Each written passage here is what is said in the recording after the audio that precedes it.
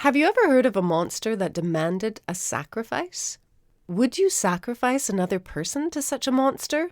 Or would you risk your own life to face the creature? You're about to hear a story about a town that faces that choice. And no matter what they choose, blood will spill. This story is by Ottawa student writer Aleina Wang. Pull up a chair around the campfire and listen in to The Monster of Feyre. Feyre was a beautiful and tidy land. Sure, it was cold. You only saw the sun for 1 month a year. But the Fae were well-bred. They wore elegant furs, made interesting conversation, and were good businessmen and women. They were also good secret keepers. One of the main attractions of Feyre was the legend of the Monster of Feyre, a giant hulking thing with furious amber eyes, claws permanently stained with blood. Feral, rabid, a killer. People created sculptures, and tourists could sign up to see the monster's lair. Everyone thought it was a legend, an old wives' tale. Everyone except the Fae, for the monster was very real indeed. The Monster of Feyre had been dormant for 5 years. Oh, the Fae knew it was there, and they hoped that it would be asleep forever. That, however, was not the case. Hans Eriksson was the first to disappear. It was the full moon in the middle of the night. No one had heard anything. No one had seen anything. The monster left no traces but a single wicked-looking fang. The president of Feyre was worried about the coming chaos. He covered it up, trying to keep the monster a legend to outsiders, saying that Hans had died because of a stroke, just an unlucky incident. But it happened again and again and again. 5 more people vanished on the full moon. 5 dead, gone forever. The Fae were terrified. During the war, the very same Monster of Feyre had terrorized the town, attacking people on the full moon and bringing them to its lair. Many people had tried to escape, only to be found hanging from the trees, dead. Several brave heroes had mounted an attack on the monster, but they were found lying on the streets the next day, bloody and mutilated. Fear changes people. Knowing that the Monster of Feyre wanted human flesh, the president of Feyre sacrificed prisoners of war and criminals to the monster. Eventually, thanks to the sacrifices, the monster had fallen asleep. This time, however, there were few criminals and certainly no prisoners of war, and none of the Fae wanted to be the one lying on the altar. At the same time, however, they knew that feeding the monster enough flesh would sedate it. But what could they give? Feyre was replete with street kids, shrunken and starving, willing to maim and injure all for 1 hunk of stale bread. After all, the president reasoned, these children were a drain on their resources. They were cruel and ruthless, and they could easily kill others, and there were many of them. What better way to rid Feyre of such evil children? Knowing that this could stop the monster, the majority of the Fae readily agreed. The first one to go was a young 12-year-old named Via. Before midnight, the police came for her and captured her. They threw her into the monster's lair and locked the door. That night, as everyone settled down to sleep, the blood-curdling cries of a young girl could be heard, followed by a cruel laugh that sent shivers down the backs of the Fae. 5 more times this happened, so by then a total of 12 had been killed. 6 adults, 6 children. One day, however, a person by the name of Harold Vason decided this had to stop. He was a veteran of the war, whose only child had been killed.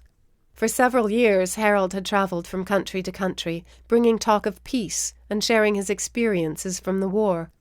When he'd finally come back to Feyre, he quickly realized what was happening. This has to stop, he decided. Killing innocent children? We are people, not monsters. Several people agreed with him, but how could they stop the monster? They would have to kill it, and such a feat seemed impossible. Harold, however, knew better. Perhaps if they approached the monster on the new moon, they could kill it. It was only active during the full moon, he reasoned. That night a group of men crept toward the monster's lair. No one said anything for fear of awakening the terrible beast.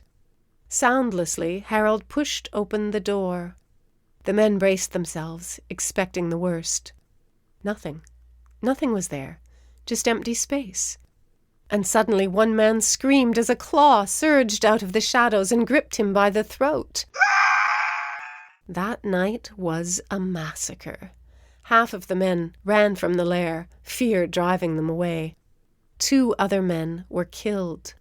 Harold might have wanted to slay the monster, but he knew when to retreat. He called the rest of his force over, and they fled into the night. It was clear that they couldn't overwhelm the monster with brute force. Another person suggested to bring the monster's lair down on the monster. Surely it would be killed, or at least sorely weakened. Again, Harold led a team to the monster's lair, planning to destroy it. His team never even got there. As they approached, shadows rose up from the ground, and half of their men were killed. Once again they ran into the night.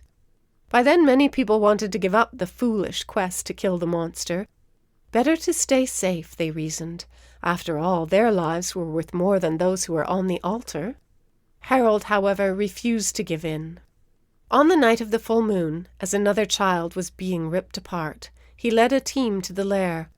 With the monster busy eating the young child, Harold and his team managed to explode the lair.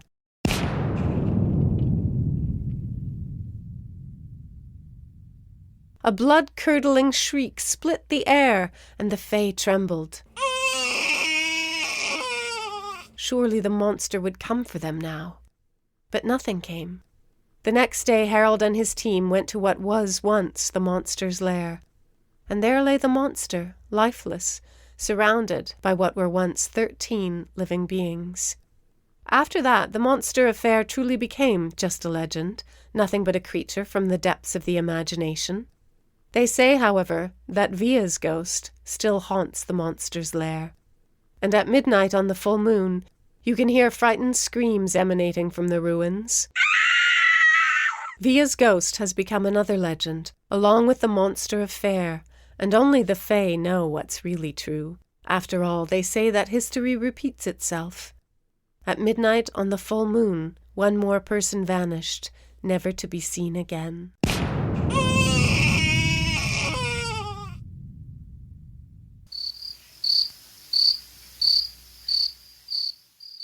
And that's our final Halloween student story. Thank you, Aleina.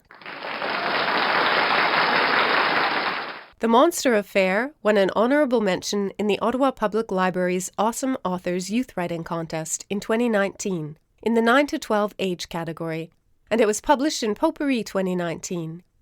Aleina says it's one of her weirder stories. She says, "I wrote it when I was a confused 12-year-old, and honestly it shows. My inspiration was the word fae, and then immediately after, the word monster. Remember, if you can't think of an idea, just grab 2 random words and run with them." Thank you, Aleina, and thanks also to the Friends of the Ottawa Public Library Association, which publishes Potpourri, for giving me permission to read the story on the podcast. Potpourri is an annual anthology that features all of the winning and honoured stories, poems, and graphic narratives from the Awesome Authors Contest. If you are a young writer in Ottawa, the Ottawa Public Library will be holding its Awesome Authors Contest again this year. The contest opens in December and runs through much of the winter. So check out the library website in December for more information. I will be a judge this year in the 9 to 12 age category, and I want to read your stories. Now that you've heard all these great student stories, it's time to write your own tale. I'm Catherine Austin. Thanks for listening.